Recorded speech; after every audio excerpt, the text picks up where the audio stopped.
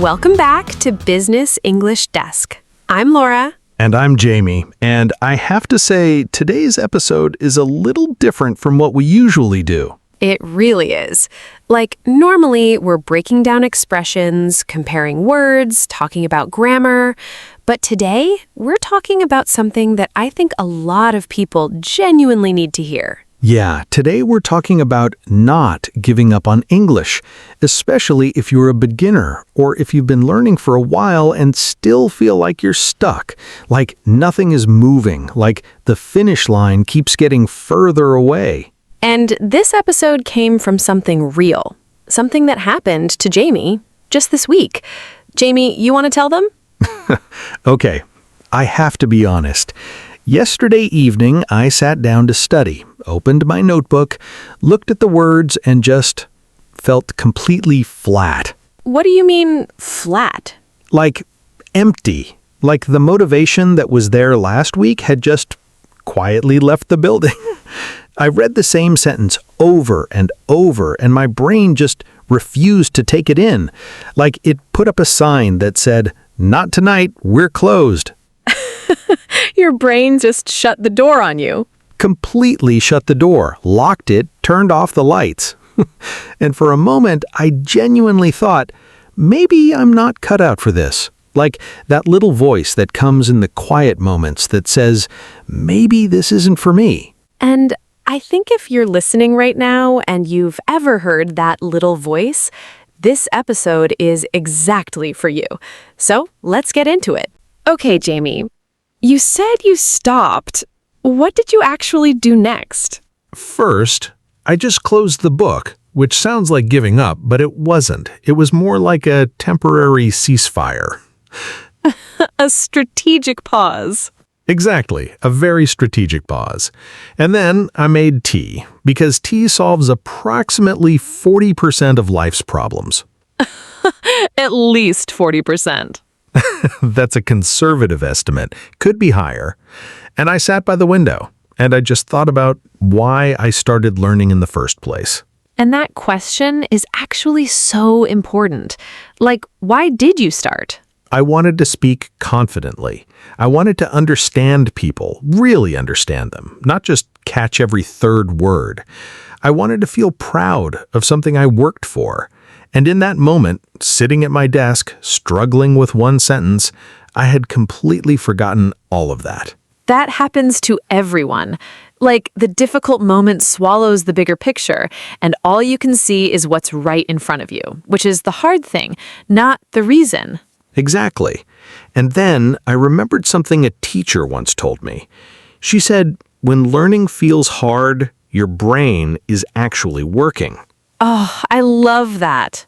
And she said, if it feels easy all the time, you're not growing. That's such a reframe. Like, we're taught to think difficulty means failure, but actually, difficulty means the work is happening. The growth is happening right in that uncomfortable moment. Right. She compared it to exercise. Like if you lift a weight that's too light, your muscles don't change at all. But when the weight is heavy and your arms are shaking and you want to stop, that's when they grow. And English is exactly the same. Like when you're listening and you don't understand everything, that's not failure. That's training. That's your brain doing the actual work. That idea genuinely made me feel better sitting by that window with my tea. Tea and a good metaphor. Honestly, the perfect combination.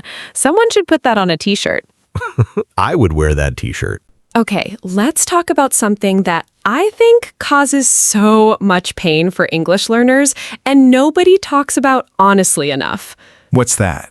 That feeling of studying for an hour, really working hard, going to sleep, waking up the next morning, and forgetting almost everything. Oh, that specific feeling, yes. Like you worked so hard, you were so focused, and the next morning, it's just gone. Like it never happened. And you think, what is actually wrong with me? Exactly that. But here's something that genuinely comforts me when I think about this. The English is actually still in your brain. It didn't go anywhere. Inside somewhere. Yes, it's just Sleeping. Sleeping English. Exactly, sleeping English. And every time you practice, you wake it up a little more. And eventually, it stops needing to sleep. It's just there, ready. I genuinely love that idea. Like it's not gone, it's just resting. Which honestly is something I also do a lot. You and the English both just need a nap. Both of us just need rest and patience. And the other thing worth saying here is that many learners think, I'm not fluent yet, so I'm failing. But that thought is genuinely dangerous. Why dangerous? Because learning is not about today, it's about time. The question isn't, am I fluent right now? The question is, am I better than I was last month or last year?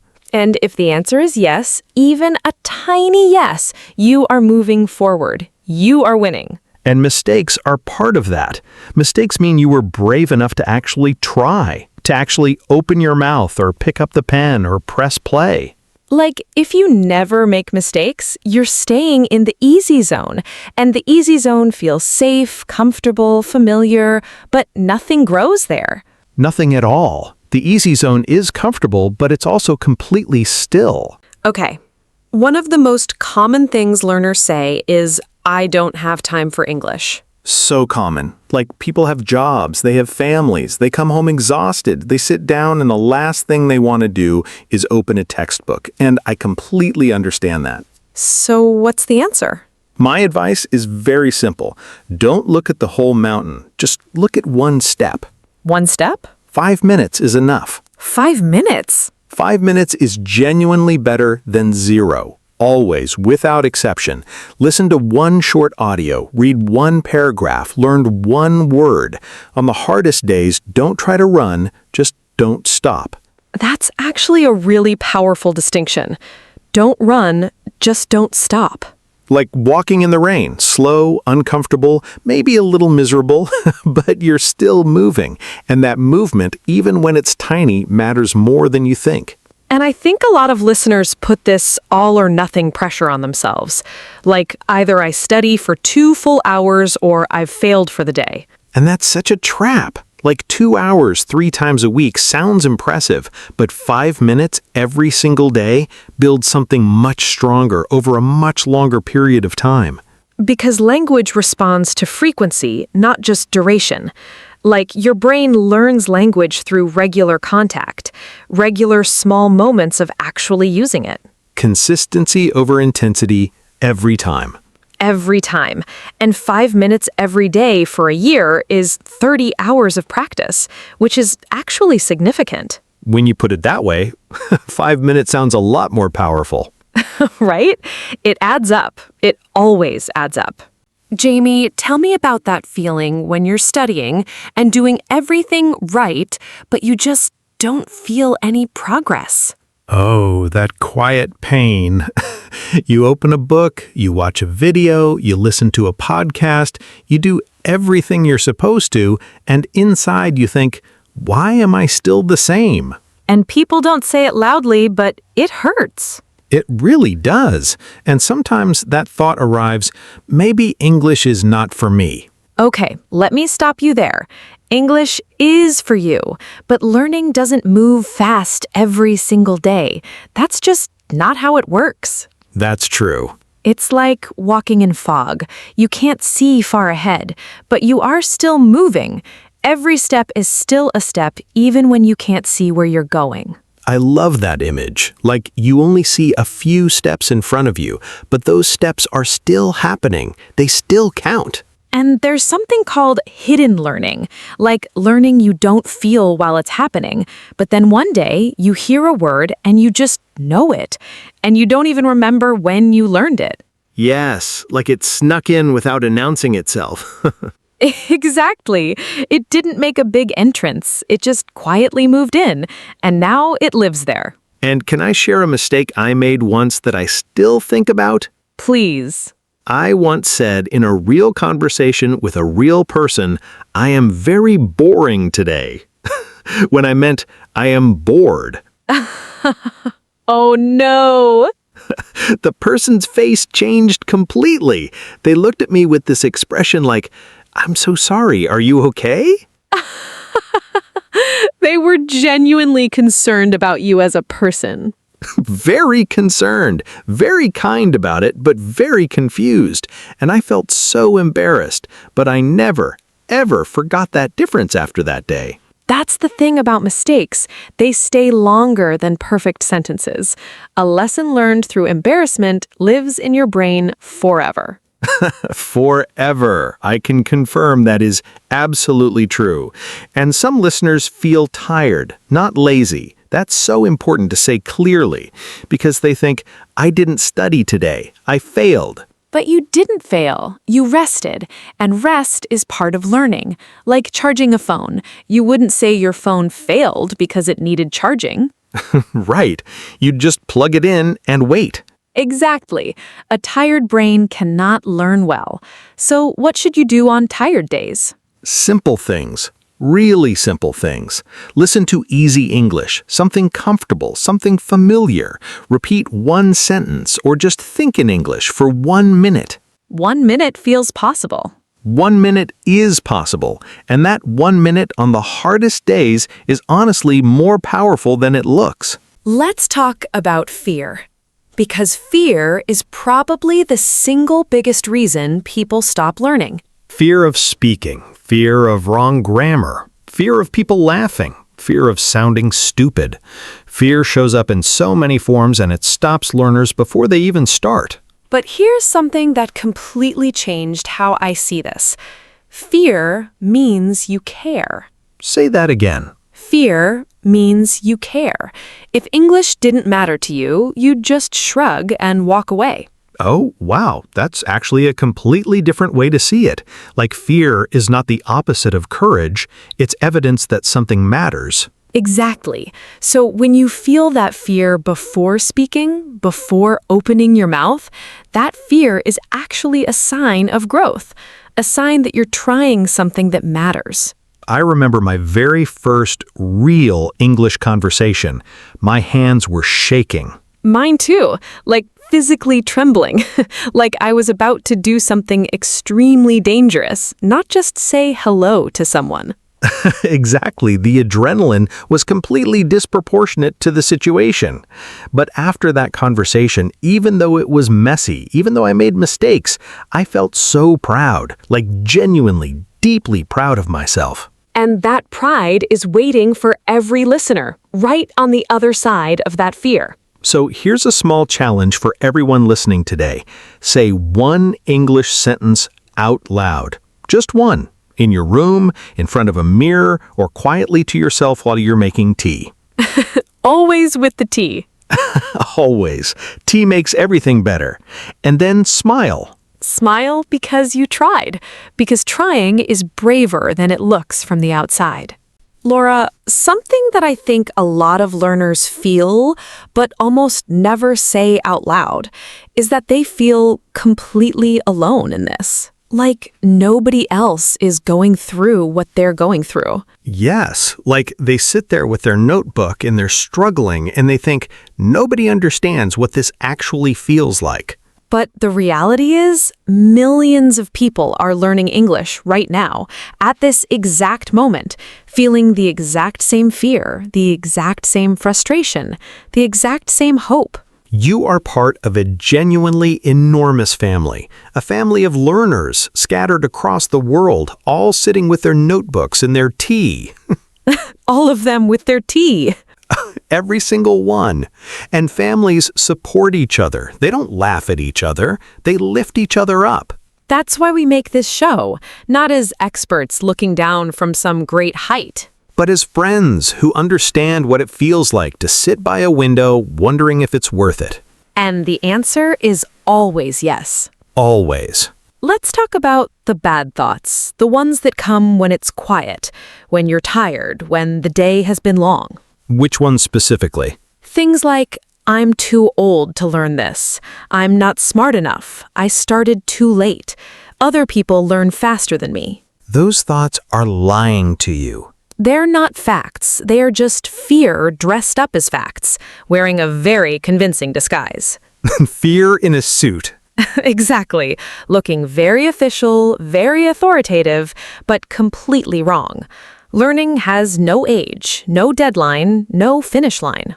And comparing yourself to other learners is one of the most unfair things you can do to yourself.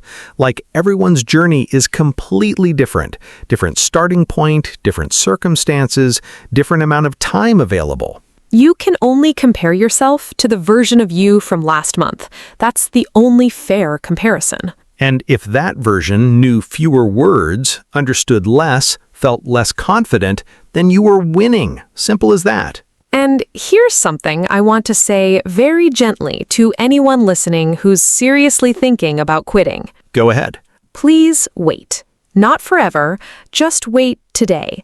Don't make a decision about your future on a tired day, because tired thoughts are not true thoughts. That is so important. Like we make some of our worst decisions when we're exhausted or in the middle of a hard moment. And the version of you who wants to quit tonight is not the same version who will wake up tomorrow after rest and feel differently. Give yourself the gift of tomorrow before you decide. Always. Okay, Jamie, can I say something that I feel really strongly about? Of course. Many learners hide in conversations. Like, they understand what's happening, they have thoughts, they have things to say, but they go quiet. They disappear a little. Because they're afraid of sounding wrong or sounding slow or sounding like less than what they want to be. Exactly. But I want to say clearly to anyone listening, your English does not need permission. Oh, say more. Like, you don't need to wait until you're good enough. English is not a door that someone else opens for you when they decide you're ready. You open it yourself. With mistakes, with a shaking voice, with simple words, with imperfect grammar. You open it. Simple English is strong English. Always. And many beginners put this enormous pressure on themselves to sound like native speakers. But native speakers grew up with English. They didn't sit down at 25 or 35 or 50 and decide to learn it. Comparing yourself to them is genuinely unfair to yourself. It's like comparing someone who grew up swimming in the ocean to someone who learned to swim last year. Exactly. Like the ocean person didn't have to learn anything. They just grew up in the water. It's not even the same category of experience. Your English is international English. It doesn't need to be perfect. It needs to be clear and honest and yours. And honest English is always enough. Let's talk about accent, because so many people feel embarrassed about how they sound. Accent fear, yes. This is such a real and painful one. Like, they think if they don't sound like a native speaker, their English is somehow not real, not good enough, not valid. But here's the truth. An accent means you speak more than one language. That is not weakness. That is genuinely impressive. Your accent is your story. It carries where you came from. It shows the effort it took to learn something in a language that wasn't given to you, that you had to build piece by piece. And that is something to be proud of, not embarrassed by. Never embarrassed by. I have an accent in every language I speak, which means I have a story in every language I speak. That's a lovely way to put it. And my accent goes everywhere with me, whether I invite it or not. It's very loyal. Extremely loyal. But honestly, I've made peace with it because it doesn't stop anyone from understanding me. And understanding is the whole point. Communication, not perfection. That's always the point. Okay, I want to say something that I think a lot of learners have completely backwards. What's that? Many people think confidence comes first. Like, I'll start speaking when I feel confident enough. But that moment never actually comes, does it? Never, because confidence doesn't arrive before action. It arrives after. Like, you speak first, and then slowly, the confidence follows. You don't wait to feel ready. You become ready by trying, by doing the thing before you feel prepared. And every time you try, even when it goes wrong, especially when it goes wrong, you build a little more of that confidence, like putting coins in a jar. Some days it's a big coin, some days it's tiny, but the jar fills up slowly over time. That's such a lovely way to put it. And listener, can we talk to you directly for a moment? Yes, please listen to this. If today feels weak, that's okay. Weak days don't erase strong days. They're part of the same story. And stories need ups and downs. Otherwise, they're boring. Nobody wants a story where everything is easy all the time. That's not a story, that's a dream. And dreams are nice, but stories are what actually stay with you. Jamie, what stopped you the last time you almost quit something important? I remembered my why. Your reason. Yes, not grammar, not test scores, not someone else's timeline, but my actual purpose. I wanted to communicate, to connect with people, to express myself, to be understood, fully, clearly, as myself. And listener, what is your why? Take a moment. Actually think about it. Maybe it's your job. Maybe it's travel. Maybe it's confidence. Maybe it's being able to help your family. Maybe it's just wanting to watch your favorite show without subtitles. That is a completely valid why. Completely valid. Your why doesn't have to be grand. It just has to be real and it has to be yours. And your why matters more than your mistakes. Always. Every single time. And kind people don't laugh at learners. And unkind people are not your teachers. Your English doesn't exist to impress anyone.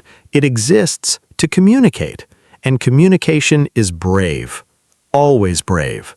Okay, before we close today, Jamie, do you want to leave one last thought? Yes. If English feels heavy today, put it down gently. Rest. Take a breath. Have some tea. Obviously. But pick it up again tomorrow because you are stronger than you think and you are learning even when you don't feel it. Even on the flat days, even on the foggy days, even on the days when you close the book and sit by the window. Something is always happening inside that brain of yours. Quiet learning, hidden learning, learning you don't feel yet, but will show up one day when you least expect it. And we genuinely believe in you. Every single listener who pressed play today, who stayed till the end, who is trying. Thank you. Thank you for trying. Thank you for staying. Thank you for not giving up. If today helped you even just a little, hit that like button and subscribe so we can walk with you every single week. This has been Business English Desk. I'm Laura. And I'm Jamie. One word at a time. One day at a time. We'll see you next time. Bye. Bye.